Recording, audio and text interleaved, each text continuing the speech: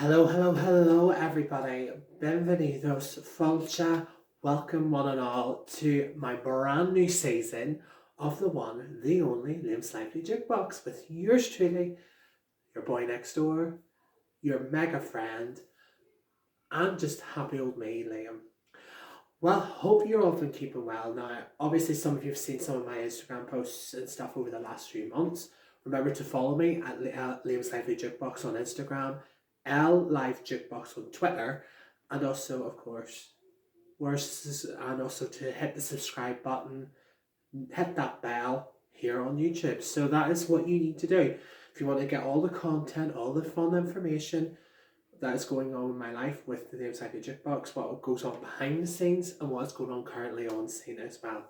So I've been off for the last few months since the season 2 finale, which was an Abify 2021 in focus, and of course confetti flying everywhere. But there is a new season, and I have decided not to just give you one episode, I'll be giving you 2 episodes for this premiere. But the first episode I'm focusing on is basically, it's called Challenges with Mental Health, COVID 2 years on. Now, you may have seen an episode in season 1, Life with COVID, which is a life experience, my life during the pandemic. Now, we're now 2 years, just over the 2 year mark into this pandemic, and it's amazing how much has changed, but also how much normality is coming back into life everywhere. Now, I live here with my partner and my dog, so we've had to adjust to life here, which still has in some ways some strict rules, but it's a lot lighter than it used to be. But we can still go out, we can still go out with the dog, still go out and eat. We don't need, there was a period where you needed certificates, but more on that later.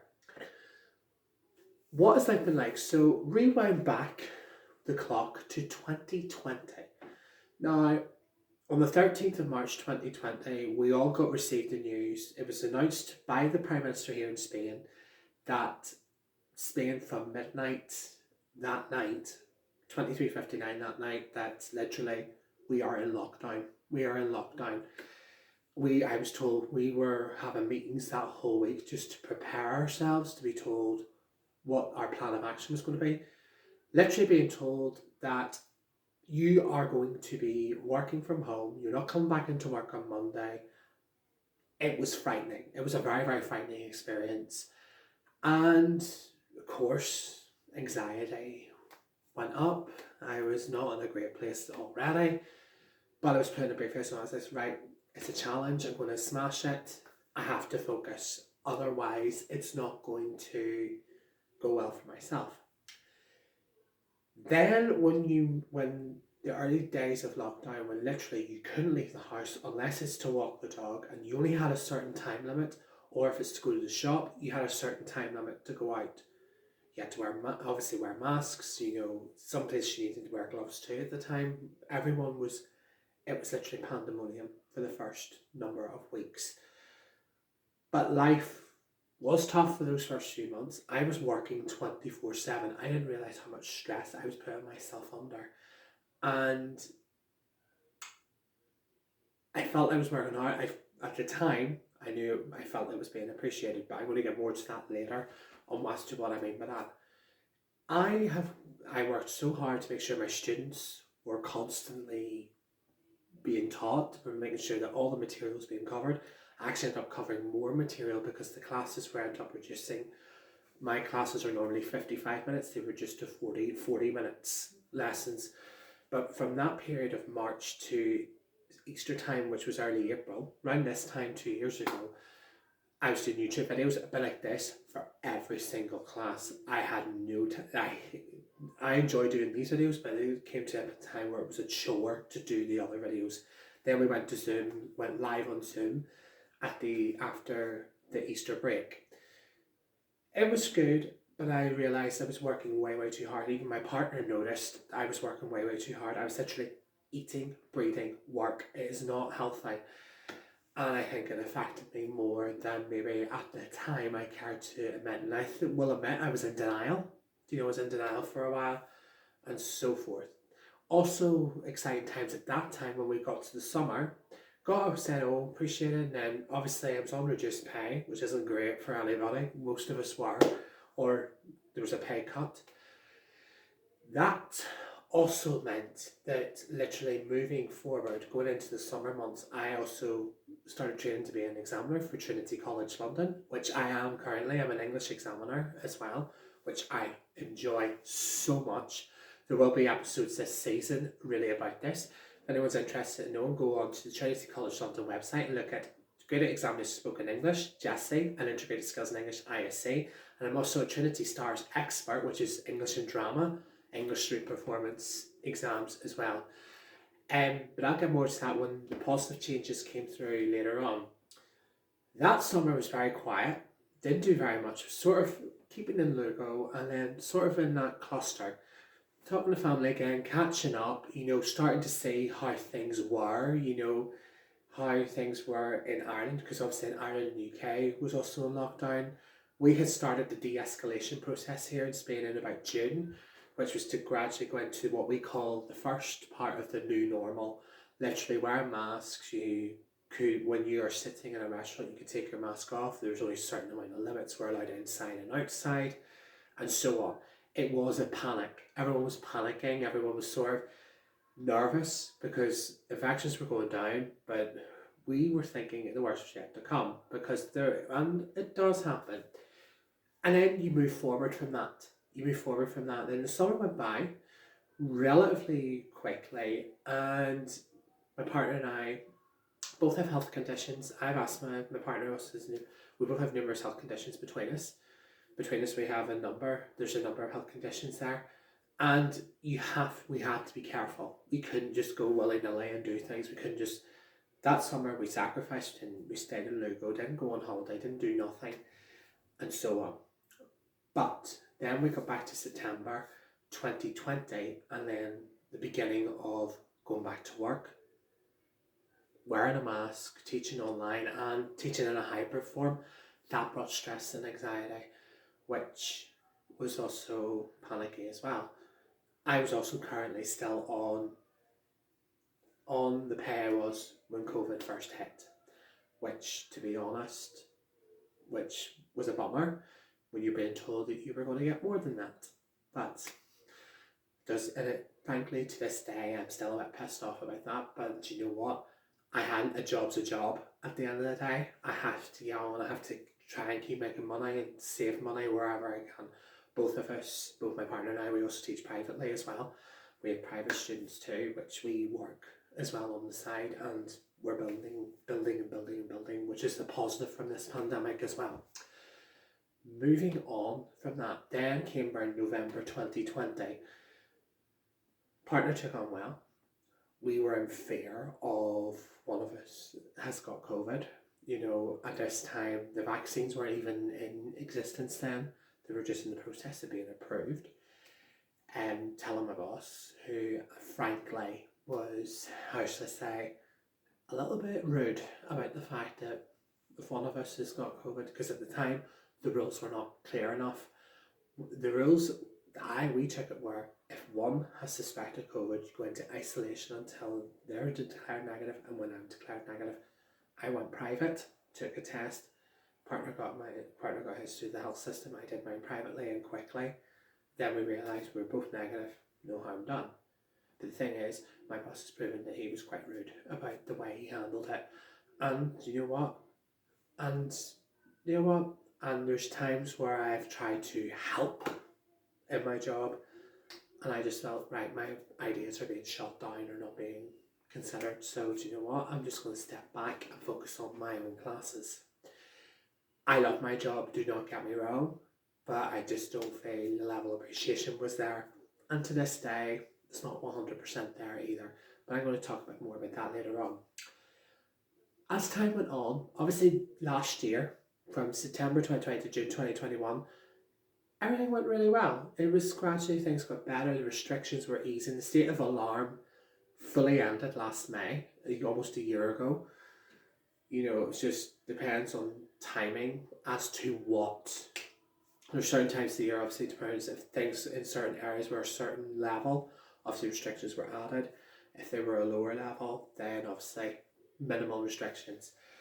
Then we got to June 2021. June 2021 was a very exciting time when I then realised that I had my problems with my own mental health, and I'm very open about this, that I suffer from quite bad anxiety. So I suffer from anxiety, so I can be really, really happy for a lot of the time, which I normally am, but there's moments where I'm very, very deep and very nearly get very, very stressed very, very quickly. And my partner noticed. He said, there's something not right because you're going from one extreme to the other very too fast. And he says, I think it's severe anxiety. And I do have anxiety, and I'm proud to say I do have anxiety. It's a common illness it's a common condition. I don't call it an illness, I call it a condition. I have anxiety, and I also have what would be called reactive depression. So I would be depressed depending on the situation. My goal in life is to make people happy and to do right, not only by others, but also by myself. And I think I've done that more as I've got older, put me first rather than somebody else. And some people may think that is selfish, but you know what? That's my decision. And if you think that's selfish, I want to know why. That's my idea, if you know what I mean. The thing is, mental health is very common. It is very common in most people. You'd be surprised the people who you think don't have it, do. That sort of thing. People have usually put an armour up and it's like something that shouldn't be talked about. But let's talk about it, because you know what? There's mental health weeks for children, there's mental health weeks for adults, there's mental health week for the world. There's nothing to be ashamed when it comes to mental health. I'm not ashamed of mine, my partner's not ashamed of his. No one should be ashamed of what they are. Just because you can't say it does not mean that people are not suffering. There's days where there's days where I am very low and I just think I can't do anything, I can't focus and all that. But my partner, along with members of along with family members, along with close friends, lift me up. There's good ways to lift people up. Positive reinforcement is always a good thing. It's like, look, things can get better. There's days where it's like really grey. I don't want to know. I was examining last June and July, which was the best experience of my life, okay? 30 years old now, and it's the best experience of my life. And I was enjoying life, and essentially getting the feedback that I felt. First of all, I felt the feedback from the centres I went to, it was well deserved. I thought, finally people are appreciating what I'm trying to do. Being told by certain centres that I'm one of the best examiners they've ever had, and I'm like thinking, that is validation in itself. The way I see my exam technique, as I say, follow the exam rules accordingly, absolutely. But on the same token, it is literally being told, but I'm not going to go in as like this mean demeanour. I will go in with a poker face, yes, but I'm going in to make sure that every student who is doing an exam has a fair shot. I'm not going in like thinking, oh, they make a mistake, oh, bang, they lose marks. Doesn't work that way with me. If you make an odd mistake and recover, I'm more likely to keep your mark where it is. But if you're repeating a mistake, then of course, I bring the mark down. That is the way to go. And then closer to the end of the exam season, that's when, as I said, fully realising and opening up about how I'm feeling, how my issues are, and so on. And then first time out of Lugo, which was just before the exam season, before I went on tour, going and getting outside of Lugo was the first time. It's like breaking the fourth wall. You're breaking the fourth wall and it's like bang. It's like, oh my god, this is amazing. This is like, wow, that sort of thing. And I felt freedom. I felt like the shackles were broken. Celebrating my 30th birthday on tour, it was really, really good. My partner accompanied me on my first tour, even though my partner and I both have talked about how hope comes for a good lot of them. There's going to probably be times when we'll not be together, and it's not a bad thing either, you know. And I think during the pandemic, I think made us a tighter couple as well. And as I say, we're happily together 6.5 years, so I can't really complain. We moving on to the summer, later summer. Finally, restrictions have been lifted in Ireland. We can finally go home to see our families that we've been desperate to see, I think, over the last, and any problems, any issues, anything like that. But it was a positive trip on all sides. You know, 2 years, my mum not seeing me for 2 years, and my partner's mum not seeing him, my partner, for 2 years. It is hard because 2 years was way too long. And then that was a brilliant trip. I got to see everybody. I was still wearing a mask. I got my first vaccine at that point. So there was one vaccine down, and then the second one I planned to get when I was home in November. So moving on later into the year, then realising that I had my own problems, the best thing to do is always open up, be open about it, and I don't want people taking offence to maybe my reaction. So the last thing I am the first person that will say, look, I'm sorry, I didn't mean to say that. I said, you need to and then I explain myself as to what went wrong. I think I respect your opinion, but you have to respect mine. You know, that sort of thing, and also be respectful of how my feelings are, and I'll respect how yours are. And then if people understand how I'm feeling, then it leads to no problems. But I encourage anyone who is watching my channel, who supports my channel, open up, talk about it. No matter how silly or how idiotic you may think it is, or irrelevant it is, talk about it. You might be surprised how it might help you. Open up. I have learned to open up. The problem is I always close myself up too much, and then usually when I do open up, it comes out in the most explosive way possible.